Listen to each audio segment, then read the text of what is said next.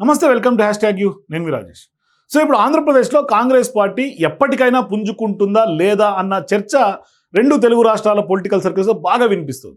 మరోవైపు ఇప్పుడు ప్రధానంగా వైఎస్ షర్మిలకి ఆనాడు ఆమె అధ్యక్షులు అయిన తర్వాత ఖచ్చితంగా ఒక ఊపు వస్తుంది కాంగ్రెస్ పార్టీకి.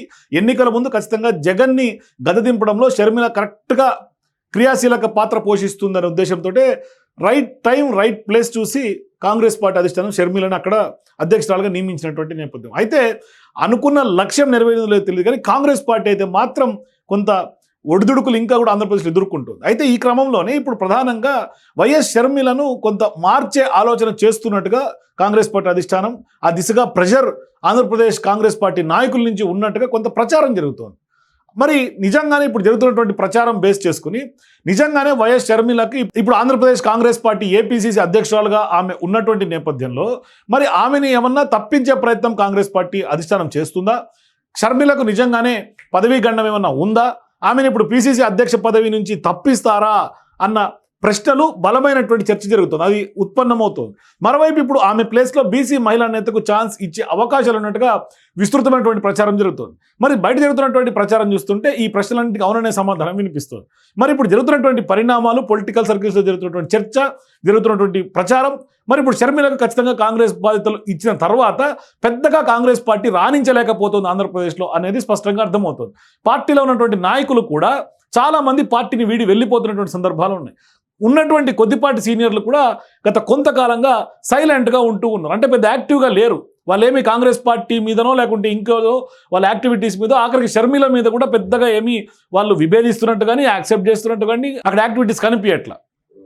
అంటే ప్రధానంగా ఇప్పుడు అక్కడ ప్రతిపక్ష పాత్ర కేవలం వైఎస్ఆర్సీపీ తప్ప కాంగ్రెస్ పార్టీ అంత ఆశించిన మేర ప్రదర్శించడం లేదు కూటమి ప్రభుత్వానికి అనే చర్చ ఉంది, బలంగానే ఉంది. మరి ఇట్లాంటి సందర్భాల్లో కేవలం షర్మిల వ్యక్తిగత ఎజెండాతోటే ముందుకు వెళ్తున్నారన్న ఆరోపణలే ప్రధానంగా ఇప్పుడు అక్కడ ఆంధ్రప్రదేశ్ రాజకీయాల్లో ఉన్నటువంటి నాయకుల నుంచి వినిపిస్తోంది. ముఖ్యంగా ఎవరైతే ఆయన సోదరుడు జగన్మోహన్ రెడ్డి విషయంలో మాత్రమే ఆమె తన పదవిని అడ్డు పెట్టుకొని విమర్శలు చేస్తున్నారే తప్ప ప్రజల కోసం కాదు అనే టాక్ ప్రధానంగా వినిపిస్తోంది. అయితే ఆమె నేతృత్వంలోనే కాంగ్రెస్ పార్టీ ఏమాత్రం ఎదగడం లేదన్నది కూడా ప్రధాన ఆరోపణ ఇప్పుడు షర్మిల వైపు ఆంధ్రప్రదేశ్లో వినిపిస్తోంది. దీంతో ఇప్పుడు ఆమె స్థానంలో కొత్త నేతను తెరపైకి తీసుకొస్తున్నట్టుగా విస్తృత ప్రచారం జరుగుతోంది. సోషల్ మీడియాలోనే ఈ ప్రచారం జరుగుతోంది. మరి నిజంగా దీనికి బేస్ ఏంటి, ఏం జరుగుతుంది అనేది మాత్రం రాజకీయ వర్గాల్లో కొంత తెలియాల్సినటువంటి అవసరం ఉంది. కానీ షర్మిల మార్పు అనివార్యమని మాత్రమే కొంత ప్రచారం జరుగుతోంది. దీంతో ఇప్పుడు తెలంగాణలో వర్కౌట్ కాకపోవడంతో ఆమెను ఆంధ్రాకి పంపించారు అనే చర్చ కూడా ఉంది. మరి ఇక్కడ కూడా ఆమె తెలంగాణలో వైఎస్ఆర్ సిపి తెలంగాణ పేరిట పార్టీ ప్రత్యేకంగా ఏర్పాటు చేశారు షర్మిల. మరి ఈ రాష్ట్రంలో సుదీర్ఘంగా పాదయాత్రలు కూడా చేశారు, యువతకు అండగా నిలబడ్డారు, అన్ఎంప్లాయ్మెంట్ యూత్ కోసం పోరాటం చేశారు. కానీ ఆమె ఇక్కడ కూడా పొలిటికల్గా కాంగ్రెస్ పార్టీలో విలీనమైపోవటం, ఆమె ఎన్నికల్లో ఖచ్చితంగా పోటీ చేసి ఉంటే అది రకం పొలిటికల్ ఈక్వేషన్స్ డిఫరెంట్గా ఉండేవి. కానీ ఆ రోజు ఆమె పోటీ చేయలే, కానీ ఆమె పార్టీని కాంగ్రెస్లో విలీనం చేశారు. అదే సమయంలో ఏపీలో కూడా ఆమెకు పార్టీ బాధ్యతలు అప్పచెప్పారు. కాంగ్రెస్ హైకమాండ్ కూడా కొంత క్రియాశీలకమైనటువంటి బాధ్యతలు ఇచ్చింది. మరి వైఎస్ఆర్ కాంగ్రెస్ పార్టీతో కాంగ్రెస్ పార్టీకి చాలా నష్టం జరిగింది.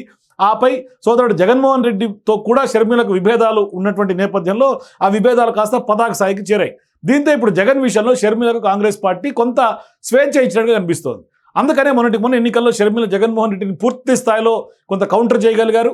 ఆమె దూకుడుతోటి ఖచ్చితంగా చెక్ పెట్టగలిగారు జగన్. అయితే ఈ విషయం వరకు ఓకే, కానీ కాంగ్రెస్ పార్టీకి మాత్రం షర్మిల ద్వారా పెద్దగా ఆశించిన మేర లాభం జరగలేకపోయింది, ఎన్నికల్లో రాణించలేకపోయిందనే చర్చ జరుగుతోంది. అంటే ఆమె 1-2 వర్గాలను తప్ప మిగతా వాళ్ళని ఎవరిని ఆకర్షించలేకపోయింది. మరోవైపు సీనియర్లను పట్టించుకోవడం లేదనే విమర్శ కూడా ఉంది. అందుకే హైకమాండ్కు ఆమెపై కొంత విపరీతమైనటువంటి ఫిర్యాదులు కూడా ఈ మధ్యకాలంలో ఎక్కువ అవుతున్నట్టుగా సమాచారం. అందుకే ఇప్పుడు ఆమెను మార్చాలని అధిష్టానం కూడా ఒక నిర్ణయానికి అంచనాకు వచ్చినట్టుగా కనిపిస్తోంది. మరోవైపు ఇప్పుడు షర్మిల స్థానంలో కొంత బీసీ ఓట్ బ్యాంకు, బీసీ నినాదం గట్టిగా కాంగ్రెస్ పార్టీకి వినిపిస్తున్నటువంటి నేపథ్యంలో బీసీ నేత మాజీ మంత్రి కిల్లి కృపారానికి అవకాశం ఇస్తారనే ప్రచారం జోరుగా సాగుతోంది. మరి వైఎస్ రాజశేఖర రెడ్డి ప్రోత్సాహంతోనే రాజకీయాల్లోకి వచ్చినటువంటి కిల్లి కృపారాని కూడా 2003లోనే రాజశేఖర రెడ్డి పాదయాత్ర చేస్తున్నటువంటి సమయంలోనే ఆయన పిలుపు మేరకే కాంగ్రెస్ పార్టీలో చేరారు. 2004 సార్వత్రిక ఎన్నికల్లో కూడా శ్రీకాకుళం పార్లమెంటు నుంచి ఆమె పోటీ చేసి కొంత టికెట్ దక్కించుకున్నారు ఆ రోజు ఆమె. మరి అప్పటికే కేంద్ర మంత్రిగా ఉన్నటువంటి కింజరపు ఎర్రంనాయుడు పైనే ఆమె పోటీ చేశారు, ఆయనకు గట్టి పోటీ ఇవ్వగలిగారు. 2009లో మరోసారి రాజశేఖర రెడ్డి ఆమెకి ఎంపీ టికెట్ ఇచ్చారు, ఆ ఎన్నికల్లో ఆమె ఘన విజయం సాధించారు.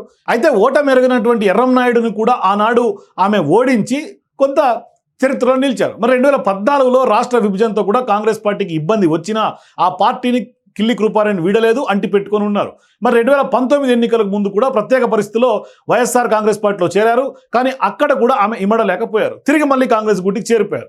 దీంతో ఇప్పుడు కృపారాణి మంచి వాగ్దాటి కావటం, కొంత ప్రజల్లో ఉన్నటువంటి నాయకులు కావటం, మరోవైపు వైద్య వృత్తి నుంచి వచ్చినటువంటి వ్యవహారం, కేంద్ర మంత్రిగా పనిచేసినటువంటి నేపథ్యంలో పెద్దలతో కొంత అధిష్టాన పెద్దలతో కొంత సాన్నిహిత్యం, కొంత ర్యాపో ఉండటం, రాహుల్ గాంధీతో కూడా మంచి సత్సంబంధాలు ఉన్నటువంటి నేపథ్యంలో షర్మిల పైన పెద్ద ఎత్తున ఫిర్యాదులు వస్తున్నటువంటి నేపథ్యంలో ఆమెను తప్పించి కిల్లి కృపారాణికి అధ్యక్ష పగ్గాలు ఇస్తారనే చర్చ జరుగుతోంది.